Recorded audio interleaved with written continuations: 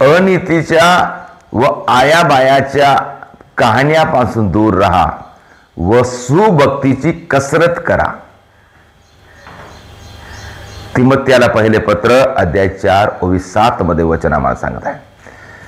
आम्हाला अनीतीपासून दूर राहण्यासाठी वचन सांगत आहे.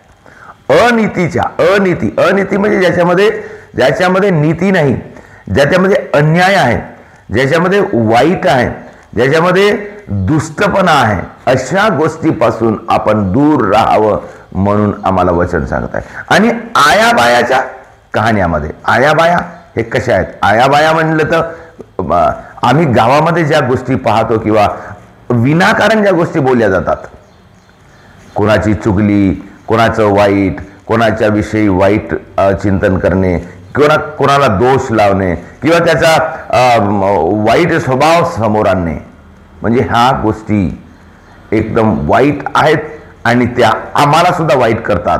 आणि म्हणून ह्या गोष्टीपासून दूर राहा म्हणून वचन आम्हाला सांगत आहे. आणि ह्या दोन गोष्टीपासून, अनीतीच्या आणि आयाबायाच्या गोष्टीपासून दूर राहा आणि काय करा? सुभक्तीची कसरत करा.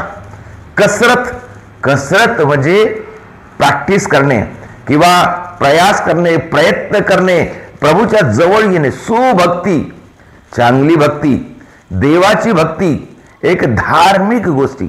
आम्ही धार्मिक गोष्टीची सवय लागली पाहिजे.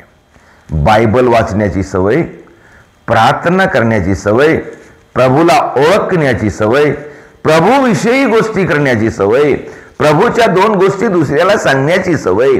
आणि ह्या गोष्टीद्वारे आम्ही धार्मिकतेची कसरत करतो, प्रभूच्या जवळ जातो आणि प्रभू आम्हाला आशीर्वाद करतो. प्रियजनो, वाईटापासून दूर राहा आणि बऱ्याला चिकटून राहा, असं जे वचन आम्हाला सांगताय तेच वचन याच्यामध्ये पूर्ण होत आहे. प्रियजनो, आपण बऱ्याला चिटकून राहण्यासाठी धार्मिकतेची कसरत करण्याची आपण प्रयत्न करूया आणि देवाला आशीर्वाद मागूया.